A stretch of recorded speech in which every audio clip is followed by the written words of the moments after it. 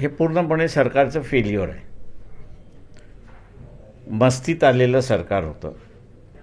आता हा proxy war जो आहे तो डायरेक्टली खेळला जाऊ शकतो किंवा इनडायरेक्टली खेळला जाऊ शकतो.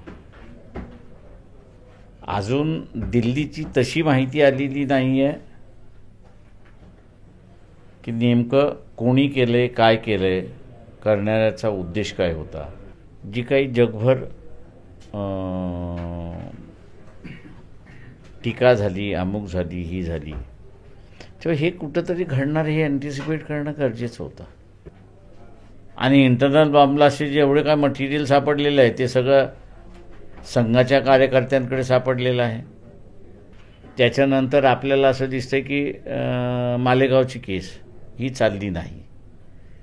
त्याच्यानंतर असणारा अजमेरची असणारी केस त्या ठिकाणी चालली नाही की जिथं इंटरनल किंवा मुंबईतला असणारा कबूतरखान्याचा ब्लास्ट झाला त्याचं कोणाला माहितीच नाही.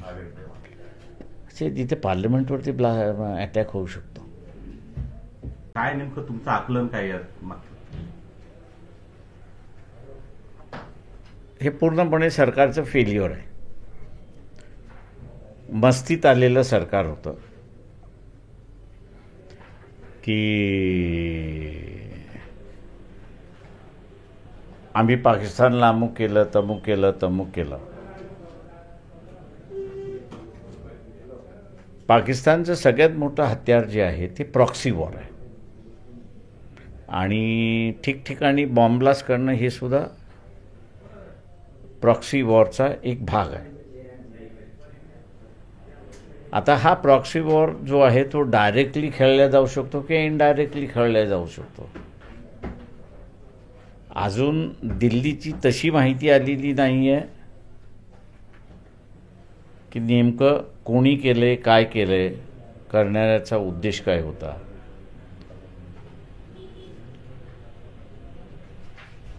आणि हे मी असं मानतोय की एका प्रकारचं असणारं शासनाचं फेल्युअर आहे टू अँटिसिपेट की सिंदूरच्या घटनेनंतर जी काही जगभर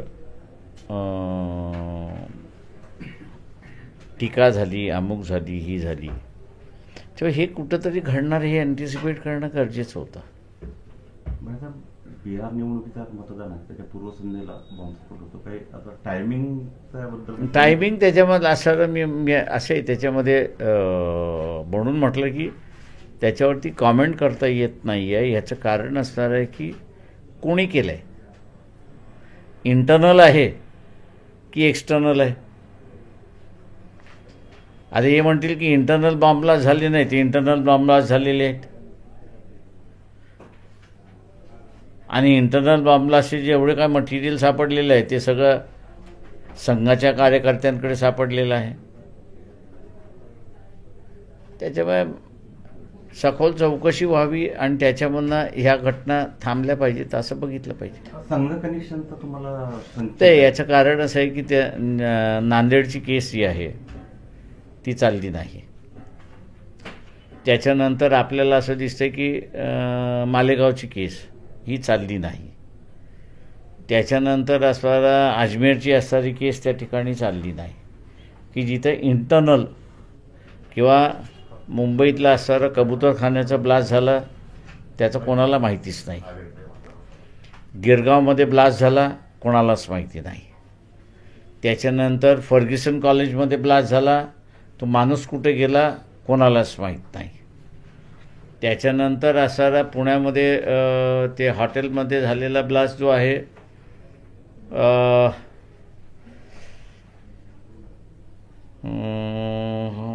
त्याचंही कोणाला असणारा ब्लास्ट माहिती नाही आहे.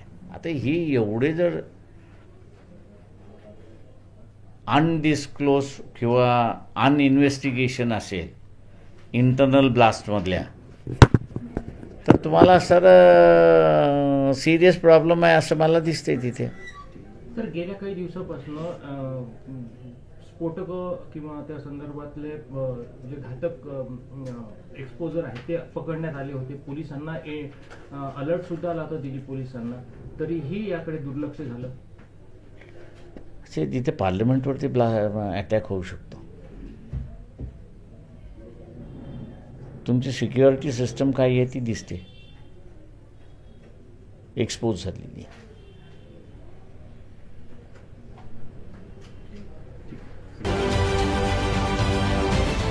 महाराष्ट्रातील सर्व बातम्यांचे विश्वासार्ह व्यासपीठ.